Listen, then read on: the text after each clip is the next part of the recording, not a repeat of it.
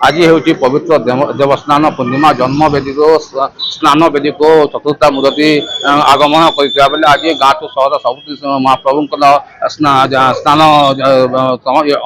हो जाता बेले आम बर्तमान डेंग पंचायत डेंग गाँव अच्छे देवस्नान पूर्णिमा बेस धूमधाम सहित पालन कर देखिपे हजार हजार भक्त पुरुष महिला एकत्रित होती महाप्रभु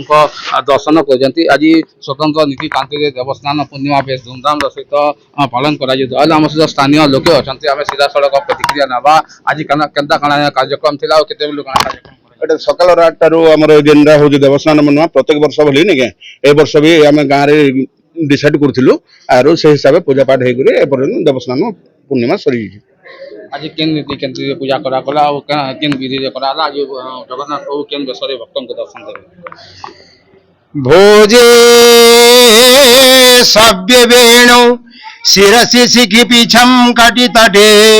दुकुलं नेत्रांते सहजं कदाख्यं विधदते श्रीमद वृंदावन बसति लीलार परिचयो बोला श्री जगन्नाथ स्वामी नयन पथगामी भवतु मे। आज पवित्र ज्येष्ठ मास शुद्ध शुक्ल पक्ष एवं देवस्नान पूर्णिमा प्रभु जगन्नाथ महाप्रभु दधिभावन महाप्रभुंकर आज देवस्नान पूर्णिमा एवं तांकर जन्म जयंती अवसर रे आर्यवर्त भारत भूखंडर उत्कल क्षेत्रर पश्चिम प्रांत रे थिबा बलांगीर मंडल टिटलागढ़ उपमंडल एवं सैंतला अधीनस्थ अनादि अनंत काल डेंग ग्राम रे पूजा पाई आसुथिबा दधिभावन जगन्नाथ महाप्रभुंकर प्रातः पूजा एवं नीतिकांति श्रृंगार हेबा परे ठीक सूर्य उदय समय को प्रभु सूर्य नारायण पूजा रोष पूजा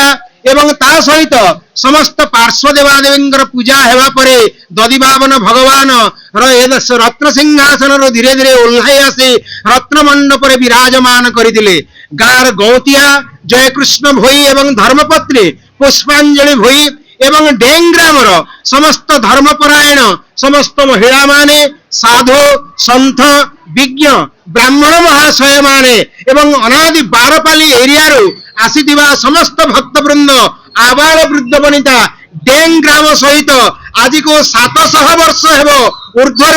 जड़ित होइतिबा एई मंदिर सह समस्ते आसी प्रभुंकर पूजारे योगदान करिथिले। प्रथम करी आमे जेतेबेले भगवानंकर अमृत कूपरु गंगा आवाहन करिथिलो एवं प्रभुंकर स्नान पाई जल आनिथिलो सेतेबेले घंट शंख